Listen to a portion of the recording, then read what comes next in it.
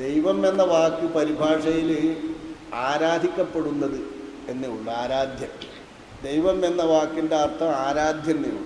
ആരാധ്യം എന്ന് പറഞ്ഞാൽ പോരാ, ഇലാഹിന്. ആ ഉത്ഭവം ദീ തന്നെ വാക്കുന്നോ? അതില്ല, അത് പറഞ്ഞുണ്ടാക്കുന്ന ദീയാണ്, സംസ്കൃതമല്ല. ദൈവം എന്ന് പറഞ്ഞാൽ ആരാധ്യൻ എന്ന അർത്ഥത്തിൽ ഉള്ളൊരു വാക്കാണ്. അല്ല, പറയരുത് സത്യദൈവം എന്ന് വരാനേ പറ്റൂ. വെറും ആരാധ്യൻ എന്ന് അള്ളാഹുവിനും പറയാൻ പറ്റൂല, ഇലാഹിനും അർത്ഥമല്ല. ഇലാഹ് എന്ന് പറഞ്ഞാൽ തന്നെ സത്യദൈവം എന്നാണ്. എന്നൊന്നും പറഞ്ഞാലും വലിയൊരു വിഷയമൊന്നുമല്ല. സാധാരണക്കാരൻ്റെ ഭാഷയിൽ ഇപ്പോൾ അങ്ങനെ പറയാലോ. അതിനാലിപ്പോൾ ഒരു വലിയ സംഗതി ഒന്നും വരാനില്ല. പക്ഷേ ഉപയോഗിക്കരുത്. ഉപയോഗിച്ചാൽ അർത്ഥം തിരിഞ്ഞുകൊണ്ട് ഉപയോഗിക്കരുത്. ഓരോരുത്തർ ഉപയോഗിക്കണമായൊക്കെ ഉപയോഗിക്കാം. അള്ളാഹുവിനെ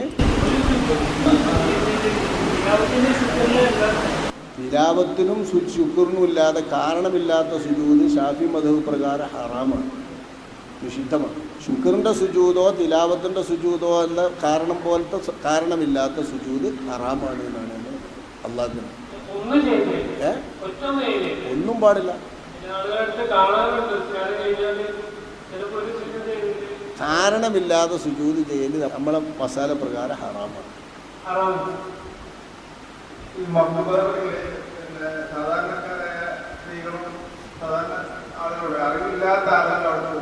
എവിടെ എവിടെ ആ അപ്പൊ അവർക്ക് വിഷയങ്ങളൊന്നും അറിയില്ലെങ്കിലും അത് അറിയാതെ അവിടെ പോയി ചെയ്യുന്ന കാര്യങ്ങളെ കുറിച്ച് നിയന്ത്രണമോ അല്ലെങ്കിൽ അത് അറിഞ്ഞിട്ട് പോകാതെങ്കിലും അതിന് എന്താണ് അവിടെ ചെയ്യുന്ന കാര്യത്തിൽ ഇത്ര നിയന്ത്രണം ആവശ്യമുള്ളത്? അവർക്കിത് അറിയാത്തതുകൊണ്ട് തന്നെ, അറിയാത്തതുകൊണ്ട് എന്ത് സംഭവിക്കുന്നു ഞങ്ങൾ പറയുന്നത്? അറിയാത്തതുകൊണ്ട് നമ്മൾ പറഞ്ഞ ഈ സംശയങ്ങളൊക്കെ അവർ ചോദിക്കാം, മഹാന്മാരോട് ചോദിക്കാം എന്നുള്ള. മഹാന്മാരോട് ചോദിച്ചു എന്ന് പറഞ്ഞാൽ ഇപ്പോൾ എന്ത് വരുന്ന നമ്മൾ പറയുന്നത്? വരുന്നല്ല, അവർക്ക് അള്ളാഹുവിലുള്ള ഈ തൗഹീദും മറ്റു വിശ്വാസങ്ങളെ വ്യക്തമായ അറിവില്ലാത്തതുകൊണ്ട് തന്നെ അള്ളാഹുവിനോട് ചോദിക്കുന്നത്, നമ്മൾ പറഞ്ഞ ഈ വേർതിരിച്ച് ചോദിക്കുന്നതിന് പകരം അള്ളാഹുവിനോട് ചോദിക്കുന്ന അതേ രൂപത്തിൽ അള്ളാഹുവാണെന്ന വിശ്വാസത്തോടു കൂടി, പ്രത്യേകിച്ച് സ്ത്രീകളെല്ലാം വന്ന് അവരോട് ചോദിക്കുന്ന അവസ്ഥ ഉണ്ടെങ്കിൽ അത് നമ്മളിങ്ങനെ പോകുന്ന വിശ്വാസികളെ പറ്റി അങ്ങനെ ആരോപിക്കുന്നതല്ലേ തെറ്റ്? പോകുന്ന പെണ്ണുങ്ങൾ മുസ്ലിം പെണ്ണുങ്ങളല്ലേ? അതെ, സാധാരണക്കാരായി എങ്കിലും ചില സംഗതികളിലൊക്കെ പോയി തലയിൽ തട്ട അല്ലെങ്കിൽ അവിടെ പോയി മുട്ട എന്നുള്ളതൊക്കെ ആദരവോടാണ് അറിയെങ്കിൽ പോലും അതിൽ വ്യക്തമായ ഒരു വിശ്വാസം ഇല്ലാതാവുന്നത്. ഇതേ അറിയാത്ത ഒരുപാട് അറിയാൻ ശ്രമിച്ചതാണ്, എന്നെ സംബന്ധിച്ചോളം മനസ്സിലാക്കുന്നല്ല, കുറെ അറിയാൻ ശ്രമിച്ചിട്ട് പോലും അതിനറിയാൻ ഒരു വ്യക്തമായ ധാരണ കിട്ടുന്നില്ല. അപ്പൊ സാധാരണക്കാരായ മനുഷ്യർ അവിടെ പോയി മുട്ടുകയും ചെയ്യുകയും ചെയ്യുമ്പോൾ അള്ളാഹുവാണെന്നുള്ള വിശ്വാസത്തിൽ ആരെങ്കിലും ഒരാളെങ്കിലും ചെയ്താൽ വ്യക്തമായ അറിവില്ലാതെ പോകരുത് എന്ന്. നിങ്ങളെ മൈക്ക് നിർത്തിയാലേ എനിക്ക് പറയാൻ കഴിയുള്ളൂ. അതിനെ ഞാൻ കാത്തിരിക്കണത്, അല്ലാതൊന്നുമല്ല. ആ മൈക്ക് പിടിച്ചോളി, കുഴപ്പമില്ല. ഇവിടെ ഇപ്പം നമ്മൾ സാധാരണഗതിയിൽ വിശ്വാസികളായ ആളുകൾ, ആണാവട്ടെ പെണ്ണാവട്ടെ, പെണ്ണ് പോണേ വേറെ നിയമങ്ങളും വരും. അപ്പോൾ വിശ്വാസികളായ ആളുകൾ മക്കാമങ്ങ ചെന്നുകാണ്ട് ഫാത്തിഹ ഓതിയിട്ട് ദ്വാരുന്നാലോ ഇനി അവിടെ ഒരു കൊടി വെച്ചതൊന്ന് മുട്ടിയാലോ തൊട്ടാലോ എന്ത് വരും എന്നാ പറയുന്നത്? എന്താ വരാൻ?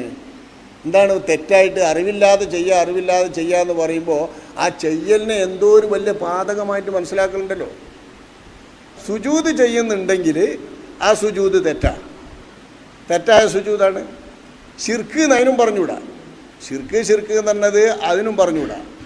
തെറ്റായിട്ടുള്ള ആചാരങ്ങൾ അവിടെ വരുമ്പോൾ അതല്ലേ നമ്മൾ പറയേണ്ടതുള്ളൂ. തെറ്റായ ആചാരങ്ങൾ അതിൻ്റെ മുമ്പ് തന്നെ അവരെ എന്ത് പഠിപ്പിക്കണം നമ്മൾ? വിശ്വാസമാണ്.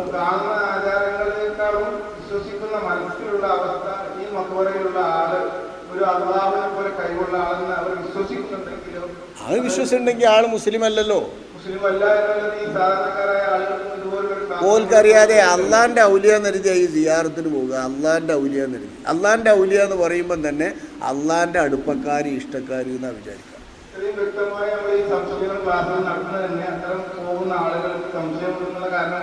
എന്തുകൊണ്ട്? എന്താണ് ഈ സംശയം എന്നുള്ള പോയിന്റിൽ ഒന്നും കൂടി വ്യക്തത തരും.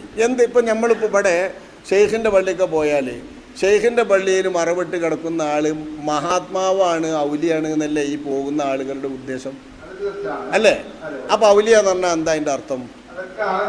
പിന്നെ ആണെങ്കിലും തന്നെ പിന്നെ തിരിയാത്തത്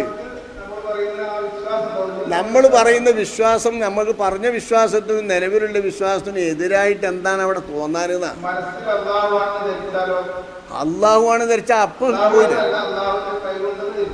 അതാരാ അതൊക്കെ ചിന്തിക്കുക? അള്ളാഹുവിൻ്റെ കഴിവുണ്ട് എന്ന് അള്ളാഹിൻ്റെ ഔലിയ എന്ന് പറയുമ്പം തന്നെ അല്ല ഉണ്ടാകുക എന്നല്ലാതെ യഥാർത്ഥത്തിൽ അത് ഇല്ലല്ലോ. ഇല്ല. എന്താ ഉള്ളത്? അള്ളാഹിൻ്റെ ഔലിയ എന്ന് പറയുമ്പം തന്നെ അള്ളാഹുവിൻ്റെ അടുപ്പക്കാർ എന്നുള്ള നിലക്കുള്ള കഴിവല്ലേ അവരെ മനസ്സിലാക്കുന്നത്?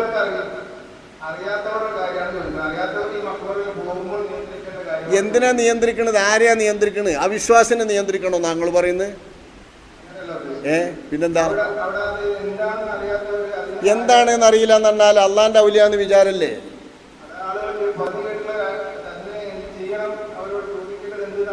എന്താ ചോദിച്ചാൽ എന്ത് ചോദിച്ചാൽ എന്താ? അള്ളാഹുവാണ്. വിശ്വാസം തന്നെ വേണ്ട. വിശ്വാസം വിഷയമല്ല. ആ വിശ്വാസത്തിനാ തെറ്റ്. അതിന് മനസ്സിലാക്കി കൊടുക്കണമെങ്കിൽ അവർ തെറ്റിദ്ധരിച്ച് നമുക്ക് തിരിയണ്ടേ?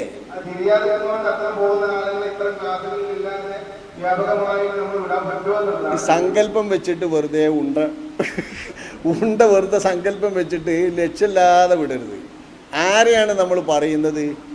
വിശ്വാസികളായിട്ടുള്ള മുസ്ലിമീങ്ങളെയാണ് നമ്മൾ പറയുന്നത്. ഈ മുസ്ലിമീങ്ങൾ മക്കാമോ പോകുമ്പോൾ മക്കാമിലുള്ള ആളുകൾ അള്ളാഹിൻ്റെ ഔലിയ എന്നുള്ള വിചാരത്തിലാണ് പോകുന്നത്. പിന്നെ അവർക്ക് എന്ത് നമ്മൾ പഠിപ്പിക്കണം എന്നാണ് ഞങ്ങൾ പറയുന്നത്? എന്താ പറയുന്നത് പഠിപ്പിക്കണ്ടേ? വെറുതെ ഓരോരുത്തർ പറയുന്നതിനനുസരിച്ച് നമ്മൾ പേടിക്കാൻ പാടില്ലല്ലോ. അവിടെ പോകുമ്പോൾ അള്ളാഹുവിനോട് ചോദിക്കുക, ഔലിയാനോട് ചോദിക്കുക എന്ന് പറഞ്ഞ രണ്ട് തരം ചോദ്യമൊന്നും ഇപ്പം അവിടെ വിഷയമല്ല.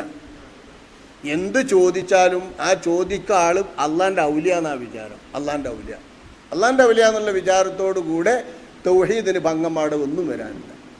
നിങ്ങൾ ഏതെങ്കിലും പോകുന്ന ഏറ്റവും വിവരം കുറഞ്ഞവരുണ്ടെങ്കിൽ അവരോട് അന്വേഷിച്ച് നോക്കിയാൽ അവർക്ക് ഈ കാര്യത്തിൽ കുറച്ചുകൂടി ഈമാൻ. ഇത് അള്ളയെന്നല്ല, വലിയ ഔലിയാന്നേ അവർ വിചാരിക്കും. കാര്യം സാധിപ്പിച്ചു തരുമെന്ന് വിചാരിക്കുന്നുണ്ടാവും. അതിപ്പോൾ എങ്ങനെയാണ് നമ്മളൊക്കെ കാര്യം സാധിപ്പിക്കരുന്നൊരു മനുഷ്യനെ വിചാരിക്കുക? അത്രേ വിചാരിക്കും. അതിൽ കുഴപ്പമില്ലല്ലോ. അത് ശിർക്ക് വരും നിങ്ങൾക്ക് തോന്നുന്നുണ്ടോ? ഉണ്ടോ?